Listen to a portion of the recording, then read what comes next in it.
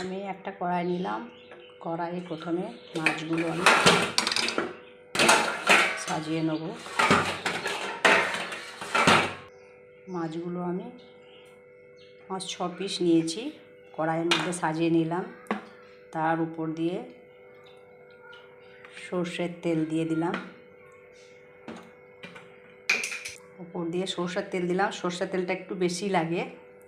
আমি এখানে 2টো পেঁয়াজ নিয়ে নিয়েছি। পেঁয়াজকে মিক্সিতে পিষে নিয়েছি, 2টো পেঁয়াজ। তারপরে 2টো টমেটোর কুচি,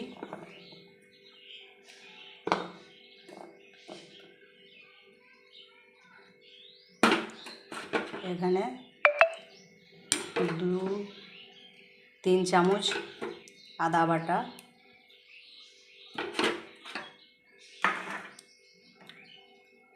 মাছটা একটু ঝাল ঝাল হবে, একটু লঙ্কা গুঁড়ো বেশিই দিলাম।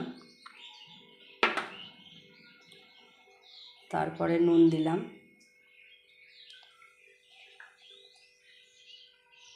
উপর দিয়ে 2টো কাঁচা লঙ্কা দিয়ে দিলাম। দিয়ে এবার এটাকে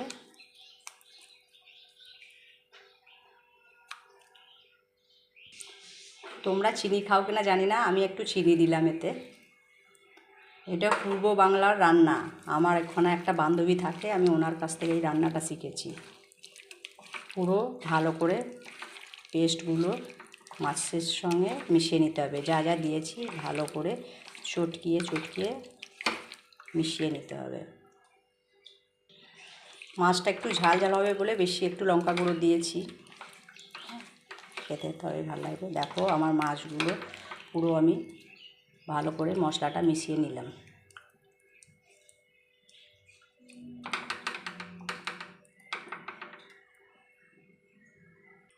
এই মাছ রান্নাটায় কিন্তু কোনো জল দেবো না। এই মাছ রান্নাটায় কোনো জল দেবো না। এবার আমি দেখো গ্যাসটা অন করলাম। একদম হালকা আঁচে হবে। 4 মিনিট রেখে দিতে হবে। 4 মিনিট জল ছাড়া পর্যন্ত অপেক্ষা করতে হবে।